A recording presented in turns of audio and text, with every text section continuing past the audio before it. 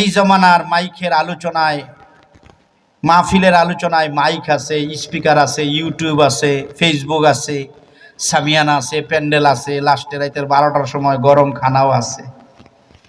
নবীজির জমানায় মাইক ছিল না, ইউটিউব ছিল না, এমন সাদিয়া ছিল না। হারে সীমাহুম ফি বুজুহিহিম মিন আসারিস সুজুদ। কোরআন বলে সাহাবায়ে কেরাম যখন উন্মুক্ত খোলা আকাশের নিচে সেজদা দিতেন, তো সাহাবায়ে কেরামের কপালে আর নাকে ভালো লাগতো, ধুলাবালি লেগে থাকতো।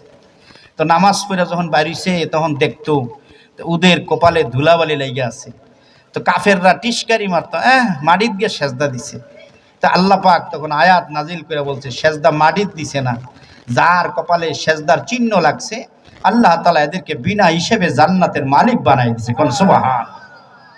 আমাদের সেজদায় আর এখন বালি নাই, আমাদের সেজদার টাইলস। আমাদের সেজদার জায়গা সুন্দর হয়েছে কিন্তু সেজদা সুন্দর হয়েছে না। ওনাদের সেজদার জায়গাটি সুন্দর আছিল না, কিন্তু সেজদাগুলো কি ছিল? সুন্দর ছিল। ওনারা যেই মাঠে উঠবেন আমরাও সেই মাঠে উঠব। ওনাদের মসজিদে ফ্যান এসি কিছু ছিল না, উপর দিয়ে সামিয়ানা ছিল খেজুর পাতার। আমাদের ছাদের উপরে 2000 মানুষ বসলেও ছাদ ভাঙবে না।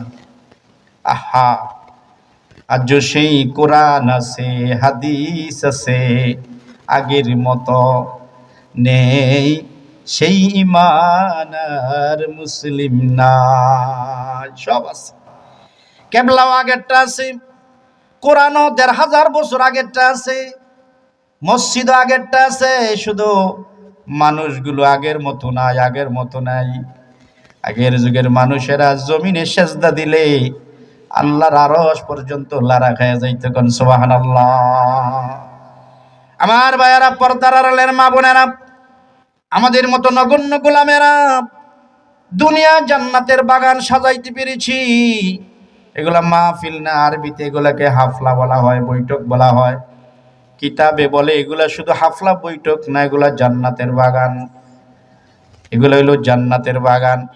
আপনি কোম্পানিগঞ্জ গেলে কোম্পানিগঞ্জের গাড়িদের, ঢাকা গেলে কোম্পানিগঞ্জ যাইয়া ঢাকার গাড়ির দরজার সামনে দাঁড়ান, চট্টগ্রাম গেলে চট্টগ্রামের দরওয়াজ গাড়ির সামনে দাঁড়ান।